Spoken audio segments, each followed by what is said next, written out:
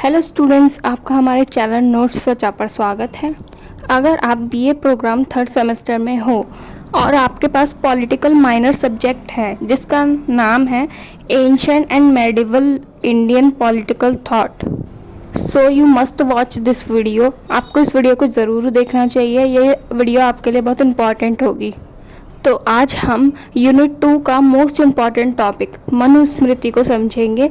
तो आज की वीडियो में जो हम समझेंगे उसका एक बार इंडेक्स चेकआउट कर लेते हैं। पहले तो हम थोड़ा सा मनुस्मृति और मनु को इंट्रोड्यूस कर लेंगे। सेकंड, हम मनु की सामाजिक व्यवस्था को समझेंगे जिसमें हम वर्ण व्यवस्था को डिस्कस करेंगे, शूद्रों की स्थिति डिस्कस करेंगे, महिलाओं की स्थिति डिस्कस करेंगे एंड देन आश्रम व्यवस्था को डिस्कस करेंगे। देखिए स्टूडेंट्स, मैं आपको ये बात बताना चाहूँगी कि इस वीडियो में हम सारी चीज़ों को एक साथ डिस्कस नहीं कर पाएंगे क्योंकि वीडियो बहुत ज़्यादा लेंथी हो जाएगी, और जब लेंथी वीडियो हो जाती है तो इतना मज़ा नहीं आता है ना। तो इसलिए हम इस वीडियो में सिर्फ कास्ट सिस्टम तक डिस्कस करेंगे, रेस्ट ऑफ द टॉपिक हम नेक्स्ट वीडियो में डिस्कस करेंगे, मीन्स पार्ट 2। तो चलिए हम आज की वीडियो को स्टार्ट करते हैं। मनुस्मृति एक ऐसा ग्रंथ है जिसके द्वारा हम हिंदू धर्मशास्त्र को जान सकते हैं, और ये हिंदू धर्मशास्त्र को जानने का एक महत्वपूर्ण ग्रंथ माना जाता है। धर्मशास्त्र में मनुस्मृति का सबसे सर्व स्थान है, मतलब सबसे ऊपर स्थान है। मनुस्मृति को भारतीय कानून की पहली संहिता माना जाता है। इसे संहिता क्यों माना जाता है? क्योंकि ना इसमें ना जो मनु हैं उन्होंने सामाजिक कानून बनाए हैं, इसलिए उसे भारतीय कानून की पहली संहिता कहा जाता है। मनुस्मृति को एक ऐसा प्रथम ग्रंथ माना जाता है जिसने भारतीय सभ्य समाज की नींव रखी। ऐसा इसलिए माना जाता है क्योंकि जो मनुस्मृति है ना, उसमें एक सामाजिक व्यवस्था का वर्णन किया गया है, उसे अच्छे से बताया गया है, इसलिए इसे भारतीय सभ्य समाज की नींव माना जाता है। यह एक ऐसा ग्रंथ भी है जिसमें एक मनुष्य का जो पूरा जीवन है ना, उसका जो पूरा सामाजिक जीवन है, उसकी व्यवस्था का एक विधिवत वर्णन किया गया है कि उसे अपने सामाजिक जीवन में क्या करना चाहिए और कैसे करना चाहिए। मनुस्मृति में एक मनुष्य के सामाजिक जीवन में जो भी मूलभूत सिद्धांत होते हैं, उनके उद्देश्य और इसी के साथ मानव जीवन में जो धर्म का महत्व होता है उसकी अच्छे से एक्सप्लेनेशन की गई है, विवेचना की गई है। आपको यहाँ से मनुस्मृति के बारे में आइडिया लग गया होगा। अब हम मनु को समझते हैं। मनु जो हमारे वेद होते हैं, जिसमें पहला वेद कौन सा है? ऋग्वेद। ऋग्वेद में मनु के बारे में ना कई बार जिक्र किया गया है। हमारे ना विभिन्न ग्रंथों में मनु को पिता के रूप में स्वीकार किया गया है, उन्हें पिता माना जाता है। यहाँ पर 2 लाइन्स दे रखी हैं जिन दोनों लाइनों का मतलब सेम ही है। पहली लाइन है मनुष्य को मनु की संतान माना जाता है, और सेकंड है मनु को मनुष्य जाति का मूल स्रोत माना गया है। जैसा कि हमने डिस्कस किया कि मनु को पिता के रूप में स्वीकार किया गया है, तो जो मनुष्य है वो मनु की संतान मानी जाती है। इस तरीके से मनु है वो मनुष्य के पिता हैं। और सेकंड लाइन ये थी कि जो मनु है वो मनुष्य जाति का मूल स्रोत है, मतलब कि मनु ही मनुष्य जाति में देखा जाए तो मनु सबसे पहले आए थे और उनके बाद ही बाकी मनुष्य आए होंगे।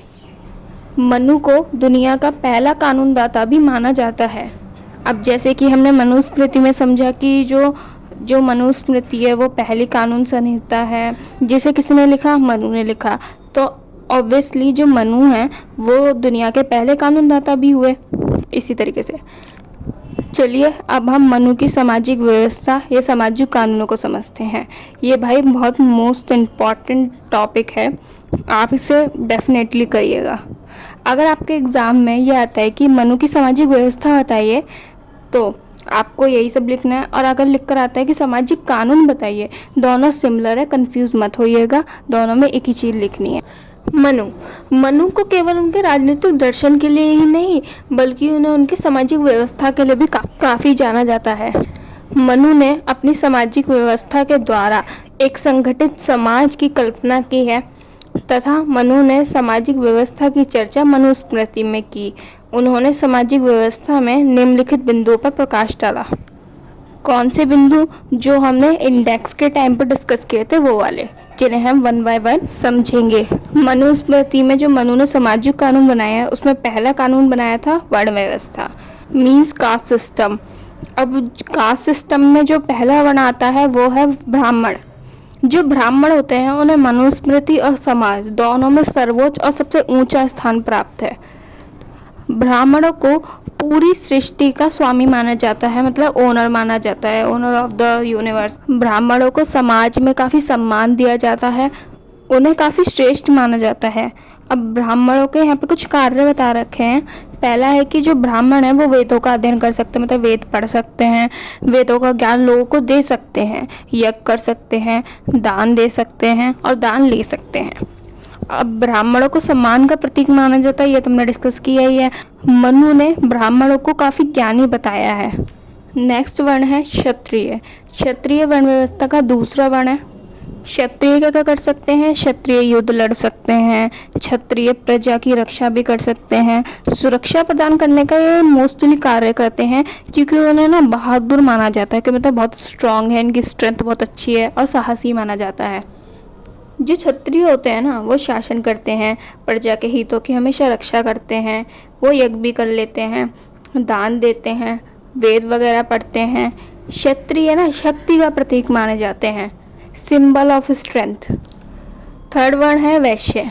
जो ये वर्ण व्यवस्था होती है उसमें तीसरा स्थान वैश्यों को प्राप्त होता है। जो वैश्य होते हैं उन्हें अर्थव्यवस्था के संचालन और विकास की जो रिस्पॉन्सिबिलिटी होती है वो दी जाती है।